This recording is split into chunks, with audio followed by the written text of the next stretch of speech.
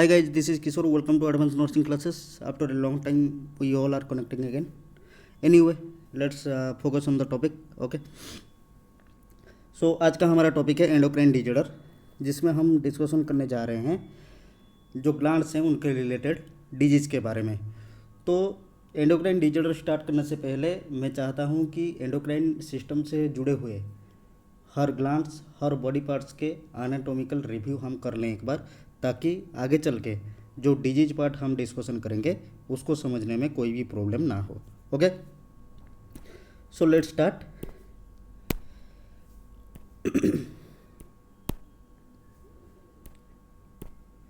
सो anatomical review में हम देखेंगे, एकदम बेस से हम स्टार्ट करेंगे। बेस को समझना ज़रूरी है, क्योंकि नर्सिंग ऑफिसर की आजकल जो एग्ज़ाम आ रहे हैं वो क्वेश्चन को ध्यान में रखते हुए बेस क्लियर होना बहुत ज़रूरी है। ओके, सो एकदम डेफिनेशन से हम स्टार्ट करेंगे कि एंडोक्राइन सिस्टम क्या है। तो एंडोक्राइन सिस्टम में हम क्या स्टडी करते हैं? हम मेनली स्टडी करते हैं अबाउट द ग्लैंड्स। ओके, तो इसमें समझना पड़ेगा ग्लैंड्स क्या है। हम तो एंडोक्राइन सिस्टम में ग्लैंड्स का स्टडी करते हैं, बट ग्लैंड्स क्या हैं? तो ग्लैंड्स कुछ सिक्रेटरी सेल को लेके फॉर्मेशन हुआ होता है। ओके, तो ग्लैंड्स किसके द्वारा फॉर्मेशन होता है? बाय सम सिक्रेटरी सेल। ओके, तो ये सिक्रेटरी सेल और टिश्यू ये क्या करते हैं? कुछ केमिकल सब्सटेंसेस सीक्रेट करते हैं, जिसको हम क्या बोलते हैं? हार्मोन और केमिकल मैसेंजर भी बोलते हैं। ओके, तो ग्लैंड्स क्या है? ग्लैंड्स कंसिस्ट ऑफ और the group of secretory cells, जो कि क्या प्रोड्यूस करता है? सिक्रेटरी सेल क्या प्रोड्यूस करता है? कुछ केमिकल सब्सटेंस प्रोड्यूस करता है, जिसको हम हार्मोन और केमिकल मैसेंजर भी कहते हैं। ओके, तो ये सिक्रेटरी सेल के चारों तरफ क्या प्रेजेंट रहता है? कैपिलरी प्रेजेंट रहता है। ओके, ये जो सिक्रेटरी सेल को लेके ग्लैंड फॉर्मेशन होता है, ये सिक्रेटरी सेल के चारों तरफ क्या प्रेजेंट रहता है? कैपिलरीज सब प्रेजेंट रहते हैं। ओके, इसीलिए जो केमिकल सब्सटेंसेस सिक्रेटरी सेल से प्रोड्यूस होते हैं और हार्मोन प्रोड्यूस होते हैं, वो डायरेक्टली कहाँ पे ट्रांसफ़र होते हैं? Into the blood stream.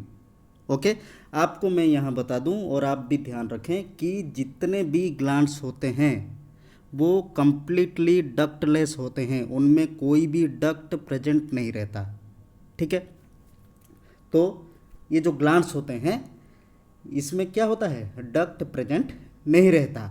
इसके चारों तरफ, सिक्रेटरी सेल के चारों तरफ और ग्लैंड्स के चारों तरफ क्या प्रेजेंट रहते हैं? कैपिलरीज प्रेजेंट रहते हैं। कैपिलरीज क्या है? जो भी आप लोग अगर कार्डियोवास्कुलर सिस्टम जो लोग डिस्कशन किए होंगे या तो पहले से पढ़े होंगे, उनको पता होगा जो आर्टरी और वेन दोनों को जो कनेक्ट करता है स्ट्रक्चर, उनको कैपिलरी कहते हैं। ओके, जो कि हम पढ़ेंगे। अगर आप लोग अभी तक पढ़े नहीं हो या डिस्कशन नहीं किए हो या कहीं पे आपको पता नहीं है, तो हम वो लोग कार्डियोवास्कुलर सिस्टम में डिस्कशन करेंगे। बट मैं अभी के लिए इतना बता दूं कि जो कैपिलरी होते हैं वो क्या होते हैं कि आर्टरी और वेन दोनों को जो कनेक्ट करता है या दोनों का ब्लड का ट्रांसफ़र में जो हेल्प करता है, उनको कैपिलरी कहते हैं। ओके, तो ये जो ग्लैंड्स और सिक्रेटरी सेल के चारों तरफ प्रेजेंट रहते हैं, क्या वो क्या होते हैं? कैपिलरी प्रेजेंट रहते हैं। ओके, सिक्रेटरी सेल से हार्मोन और केमिकल सब्सटेंसेस जो मैं बोला, वो सीक्रेट होने के बाद bye the help of these capillaries वो कहाँ पे डायरेक्ट ट्रांसफ़र होते हैं? वो ब्लड में ट्रांसफ़र होते हैं। और ब्लड में ट्रांसफ़र होने के बाद वो क्या होते हैं? They started move to their target organ और टिश्यू। ठीक है, तो सिक्रेटरी सेल से ये केमिकल सब्सटेंसेस और हार्मोन प्रोड्यूस होने के बाद वो डायरेक्टली कहाँ पे जाते हैं? By the help of capillaries वो डायरेक्टली ब्लड स्ट्रीम में जाते हैं, और ब्लड स्ट्रीम में डिजल्व होने के बाद उनका जो टारगेटेड टिश्यू और टारगेटेड ऑर्गन रहते हैं उनके तरफ मूव करना स्टार्ट कर देते हैं। ओके, सो ह्यूमन बॉडी में बहुत सारा ग्लैंड्स प्रेजेंट है। ठीक है, ह्यूमन बॉडी में बहुत सारा ग्लैंड्स प्रेजेंट है, सच एज पिट्यूटरी, थायराइड, पाराथायराइड और पाइनियल बॉडी एटसेट्रा। ओके, क्या क्या है, पिट्यूटरी भी है, थायराइड है, पैराथायराइड है, एड्रेनल है, पाइनियल बॉडी है, ये सारा मतलब इतना बहुत सारा ग्लैंड्स ह्यूमन बॉडी में प्रेजेंट रहते हैं। बट ये सारे ग्लैंड्स के रिगार्डिंग हम अभी डिस्कशन नहीं करेंगे, हम अभी जस्ट रिव्यू करेंगे anatomy and their physiology. Okay, तो जितने भी ग्लैंड्स हैं हम उनका one by one anatomy and physiology discuss करेंगे एंड अकॉर्डिंग टू दैट उनका जो डिजीज अराइज होता है उनके रिगार्डिंग हम डिस्कशन करेंगे ताकि आपको समझने के लिए इजी हो जाए। ओके, नेक्स्ट हम देखेंगे कि apart from this endocrine gland, okay, apart from this endocrine gland, endocrine gland के अलावा बॉडी में, ह्यूमन बॉडी में बहुत सारा सेल और टिश्यू हैं जो कि एंडोक्राइन सिस्टम के अंतर्गत नहीं आते, एंडोक्राइन सिस्टम में इंक्लूड नहीं होते, फिर भी हार्मोन प्रोड्यूस करते हैं as a part of secondary endocrine function. ठीक है, ह्यूमन बॉडी में बहुत सारा ऐसे सेल और टिश्यू हैं सॉरी, ह्यूमन बॉडी में ऐसे बहुत सारा सेल और टिश्यू हैं जो कि ग्लैंड नहीं है, फिर भी हार्मोन प्रोड्यूस करते हैं as a part of secondary endocrine function. ठीक है, तो फॉर एग्जांपल क्या क्या है वो है एक तो एडिपोस टिश्यू क्या प्रोड्यूस करता है, लेप्टिन का प्रोडक्शन करता है, जो हमारा बॉडी में एडिपोस टिश्यू है। तो एडिपोस टिश्यू के रिगार्डिंग भी मैं आपको थोड़ा सा इन्फॉर्मेशन दे देता हूँ क्योंकि एग्जाम के लिए भी ये बहुत ज़रूरी है। एडिपोस टिश्यू के रिगार्डिंग क्वेश्चन बहुत बार आया है एग्जाम में, चाहे वो एम्स में हो चाहे किसी स्टेट गवर्नमेंट के एग्जाम में हो, बहुत बार आया है ये question regarding the adipose tissue. तो एडिपोस टिश्यू क्या है, ये दो टाइप का होते हैं। एडिपोस टिश्यू क्या होते हैं, दो टाइप का होते हैं। फर्स्ट तो होता है white adipose tissue and the second one is brown adipose tissue. Okay, तो जो व्हाइट एडिपोस टिश्यू है वो क्या होता है, टोटल 20 to 25% बॉडी वेट को कवर करता है। ओके, व्हाइट एडिपोस टिश्यू क्या होता है, 20 to 25% बॉडी वेट को कवर करता है। ओके, एक नॉर्मल ह्यूमन बीइंग का बॉडी वेट जितना है उसका 20 to 25% क्या होता है, व्हाइट एडिपोस टिश्यू प्रेजेंट रहता है। और white adipose tissue mainly located किस में होता है, मेनली वेस्ट, कमर में। ओके, कमर में प्रेजेंट रहता है। ठीक है, तो अगर कमर में प्रेजेंट रहता है तो हम ये बोल सकते हैं कि जो व्हाइट एडिपोस टिश्यू है, ठीक है, जो व्हाइट एडिपोस टिश्यू है वो मेनली ओबेज पोर्शन में ज़्यादा देखने के लिए मिलता है एंड अंडरवेट पीपल में कम देखने के लिए मिलता है। ओके, जो व्हाइट एडिपोस टिश्यू होता है वो ओबेज पर्सन में ज़्यादा तरह से देखने के लिए मिलता है एंड अंडरवेट पर्सन में कम मात्रा में देखने के लिए मिलता है। ओके, देन जो ब्राउन एडिपोस टिश्यू होता है वो बहुत मिनिमम अमाउंट में प्रेजेंट रहता है और लोकेटेड कहाँ पे होता है, अपर चेस्ट, कहाँ पे प्रेजेंट होता है, अपर चेस्ट एंड नेक। ओके, तो मैं फिर से एक बार रिपीट करता हूँ, जो एडिपोस टिश्यू होते हैं वो दो टाइप का होते हैं, एक तो है व्हाइट, एक तो है ब्राउन। व्हाइट एडिपोस टिश्यू जो होता है वो बॉडी वेट का, टोटल बॉडी वेट का 20 to 25% कवर करता है एंड कमर में ज़्यादातर देखने के लिए मिलता है। ठीक है, और ओबेज पर्सन में व्हाइट एडिपोस टिश्यू ज़्यादा अमाउंट में प्रेजेंट रहते हैं और अंडरवेट पर्सन में कम अमाउंट में प्रेजेंट रहते हैं। देन हम बात करेंगे ब्राउन एडिपोस टिश्यू का। तो ब्राउन एडिपोस टिश्यू जो होता है वो नेक और अपर चेस्ट में देखने के लिए मिलता है।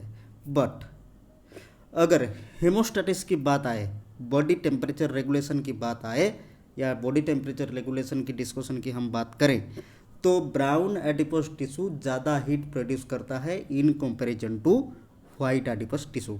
ये चीज़ आपको ध्यान में रखना पड़ेगा। Okay, so anyway adipose tissue क्या फॉर्मेशन करता है, एडिपोस टिश्यू एक ग्लैंड नहीं है, फिर भी एडिपोस टिश्यू क्या प्रोड्यूस करता है, लेप्टिन नामक हार्मोन को प्रोड्यूस करता है।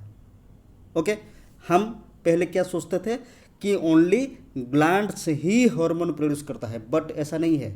ह्यूमन बॉडी में ऐसे बहुत सारा सेल और टिश्यू हैं जो कि एंडोक्राइन सिस्टम के अंतर्गत नहीं आते, फिर भी कुछ ना कुछ हार्मोन वो सीक्रेट करते हैं। फॉर एग्जांपल हम देख रहे हैं कि एडिपोस टिश्यू जो है वो लेप्टिन नामक हार्मोन को प्रोड्यूस करता है, और लेप्टिन क्या करता है, एपेटाइट रेगुलेट करने में हेल्पफुल होता है।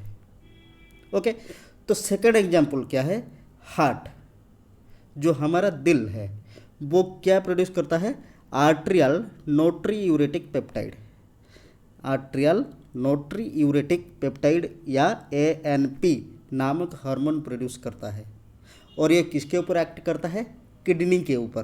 कैसे, इसको भी मैं आपको थोड़ा सा हिंट्स दे देता हूँ कि जो एट्रियल नोट्रीयूरेटिक पेप्टाइड है या ANP, वो क्या करता है, जो हमारा रीनल कैपिलरीज हैं उनके ऊपर आज ए भासोडाइलेटर काम करता है, मतलब उनका भासो कॉन्स्ट्रिक्शन होने को नहीं देता, ठीक है, जो कि किडनी को रीनल फेल्योर होने से बचाता है।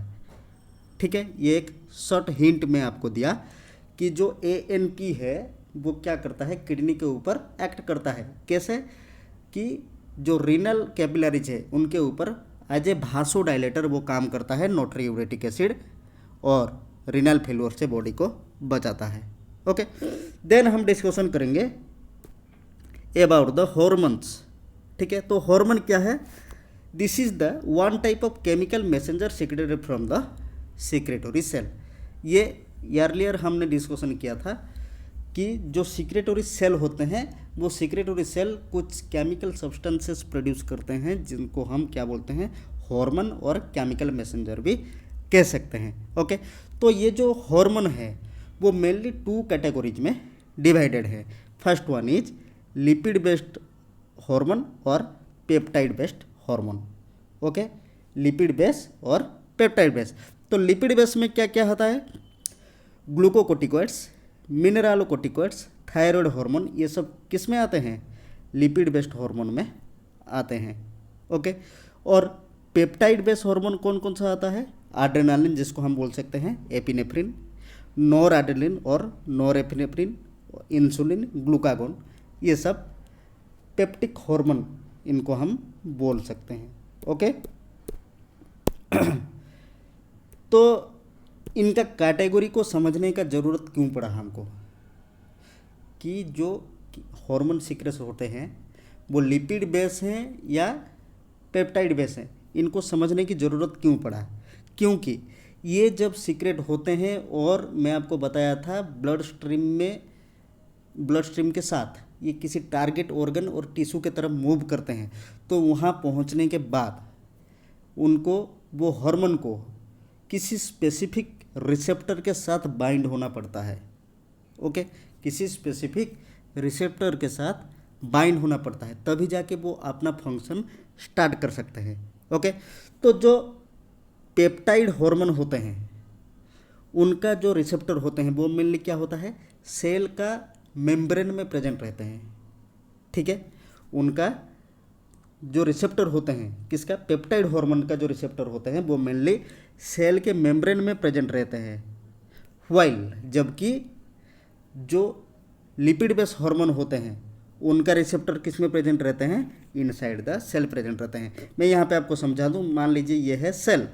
ओके, ये हो गया आपका सेल मेम्ब्रेन।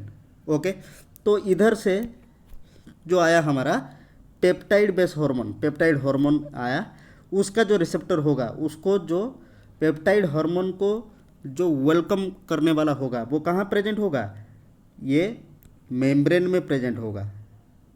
ओके, बट जो लिपिड बेस्ड हार्मोन होगा, ठीक है, जो लिपिड बेस्ड हार्मोन होगा उसका रिसेप्टर कहाँ प्रेजेंट होगा, इनसाइड द सेल प्रेजेंट होगा।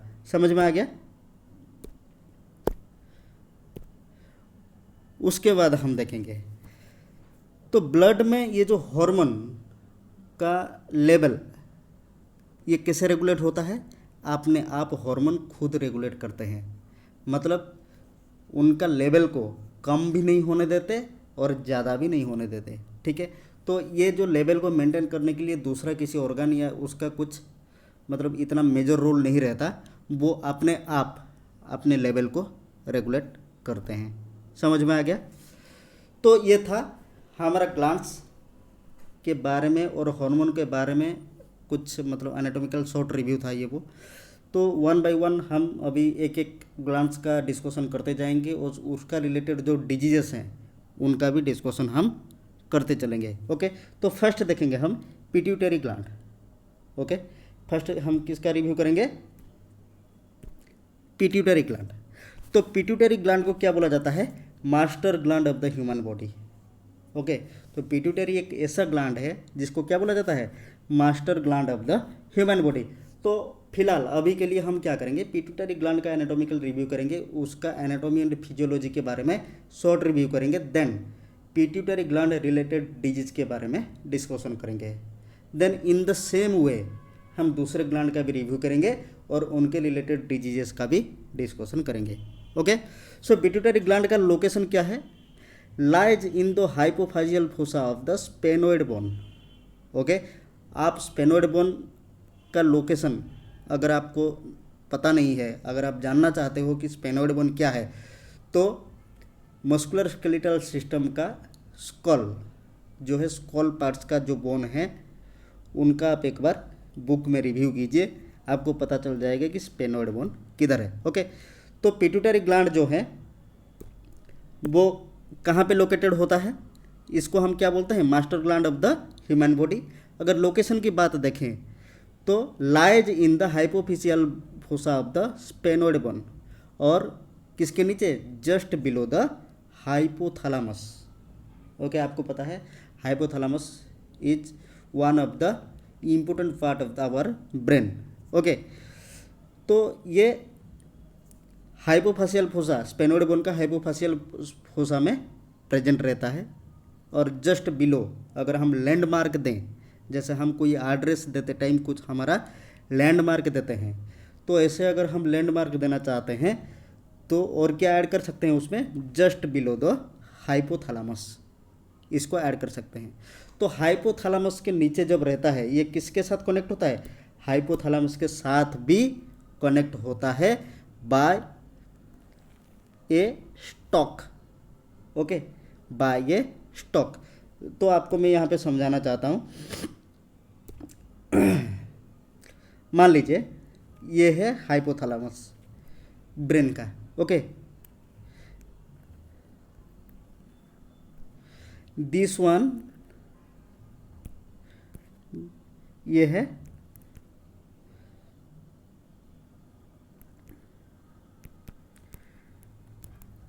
हाइपोथैलेमस।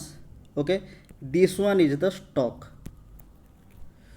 ठीक है, this one is the stock. इसको हम क्या बोल सकते हैं? ये पार्ट को पिट्यूटरी स्टॉक और इन्फंडिबुलम। ठीक है, इसको हम क्या बोल सकते हैं? पिट्यूटरी स्टॉक और infundibulum.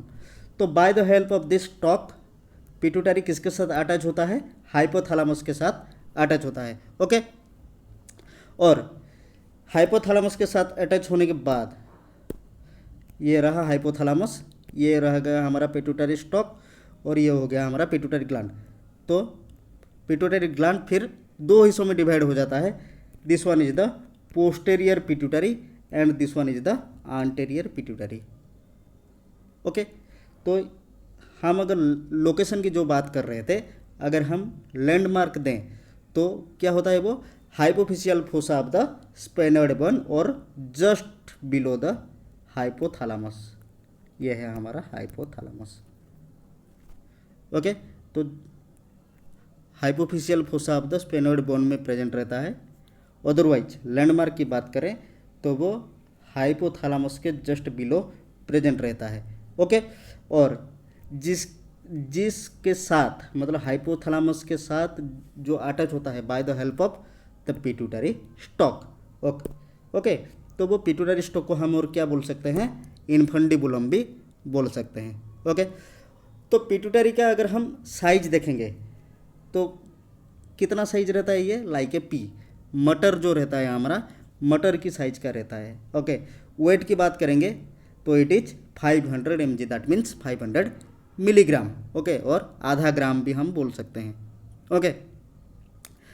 Then the pituitary gland, जैसे कि मैं बता रहा था, pituitary gland divided into 2 portion, that is anterior pituitary, जिसको हम और क्या बोल सकते हैं, आडेनोहाइपोफाइसिस, और पोस्टीरियर पिट्यूटरी और neurohypophysis, okay. Adenohypophysis anterior pituitary और neurohypophysis that means posterior pituitary, okay. उसके बाद हम देखेंगे एंटीरियर पिट्यूटरी किस सेल में प्रेजेंट रहता है, मतलब एंटीरियर पिट्यूटरी में कौन सा सेल प्रेजेंट रहता है, ग्लैन्युलर टिश्यू। एंटीरियर पिट्यूटरी में कौन सा टिश्यू प्रेजेंट रहता है, ग्लैन्युलर टिश्यू, जो कि अपवर्ड डायरेक्शन में प्रेजेंट रहता है, ओके। और पोस्टीरियर पिट्यूटरी में कौन सा टिश्यू प्रेजेंट रहता है, नर्वस टिश्यू प्रेजेंट रहता है, जो कि डाउनवर्ड पोर्शन में प्रेजेंट रहता है, ओके। देन अगर ब्लड सप्लाई की बात करेंगे तो anterior pituitary directly blood supply नहीं होता, ठीक है। ये ब्लड सप्लाई एंटीरियर पिट्यूटरी में ब्लड सप्लाई कैसे होता है, इंटरनल कैरोटिड आर्टरी की किसी ब्रांच से इनडायरेक्टली ब्लड सप्लाई होता है, जबकि पोस्टीरियर पिट्यूटरी को इंटरनल कैरोटिड आर्टरी से डायरेक्ट ब्लड सप्लाई होता है, ओके। सो ये जो मैं आपको बताया कि पिट्यूटरी हाइपोथैलेमस के साथ एक स्टॉक और पिट्यूटरी स्टॉक और इन्फंडिबुलम के हेल्प में अटैच रहता है, तो उसके लिए हाइपोथैलेमस, ये रहा पिट्यूटरी, ये रहा हाइपोथैलेमस, ये स्टॉक के हेल्प में अटैच है, ठीक है। तो जब अटैच है तो हाइपोथैलेमस, स्टॉक और पिट्यूटरी, इन तीनों जगहों में जो कैपिलरीज होंगे वो एक सेम नेटवर्क के कैपिलरी प्रेजेंट रहते हैं, जिनको क्या बोला जाता है, पिट्यूटरी पोर्टल सिस्टम बोला जाता है। समझ में आ गया। हाइपोथैलेमस के साथ पिट्यूटरी एक स्टॉक के हेल्प में अटैच रहता है, दैट्स वाई हाइपोथैलेमस, पिट्यूटरी और पिट्यूटरी स्टॉक, ये तीनों जगहों पे एक ही कैपिलरी का नेटवर्क सप्लाई करता है, जिसको क्या बोला जाता है, पिट्यूटरी पोर्टल सिस्टम बोला जाता है, ओके। सो जो हार्मोन प्रोड्यूस होते हैं एंटीरियर पिट्यूटरी से, वो क्या क्या होते हैं, adrenocorticotropic hormone, ACTH short form में हम उसको बोल सकते हैं। Then follicle stimulating hormone, growth hormone, luteinizing hormone, melanocyte stimulating hormone, prolactin, thyroid stimulating hormone and somatotropic growth stimulating hormone. ये हम कहाँ पे नोट कर सकते हैं, एंटीरियर पिट्यूटरी से सीक्रेट होता है, ओके। इसको आप नोट करके रखिए, ये एग्जाम में बार बार आता है। देन पोस्टीरियर पिट्यूटरी से क्या सीक्रेशन होता है, ऑक्सीटोसिन एंड वासोप्रेसिन। वासोप्रेसिन को हम और क्या बोल सकते हैं, एंटी डाययूरेटिक हार्मोन और ADH भी बोला जाता है, ओके। उसके साथ साथ जो हमारा हाइपोथैलेमस है, हाइपोथैलेमस से क्या सीक्रेशन होता है, उसमें सीक्रेशन होता है corticotropic releasing hormone CRH, gonadotropic releasing hormone, okay. जन growth hormone inhibiting hormone, growth hormone releasing hormone, melanocyte inhibiting hormone. Then और क्या होता है,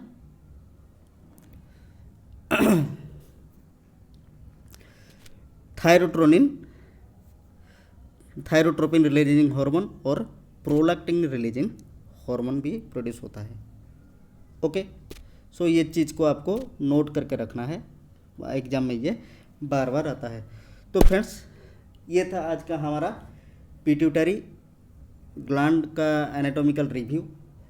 इसके नेक्स्ट क्लास में हम डिस्कशन करेंगे कि पिट्यूटरी ग्लैंड रिलेटेड डिजीजेस सब क्या क्या हैं, उसके रिगार्डिंग हम डिस्कशन करेंगे, ओके। सो जो भी फ्रेंड्स क्लास को अभी तक सब्सक्राइब किए हैं उनको थैंक यू सो मच, और जो भी न्यू स्टूडेंट्स हमारे क्लास को ज्वाइन नहीं किए हैं अभी तक, वो क्लास को सब्सक्राइब कीजिए एक बार, और हमको एग्ज़ाम के रिलेटेड जो भी सिलेक्टेड टॉपिक है उसके रिगार्डिंग हम आपको क्लास प्रोवाइड करेंगे। क्लास को सब्सक्राइब कीजिए और रेगुलरली क्लास को अटेंड कीजिए। Okay, thank you so much.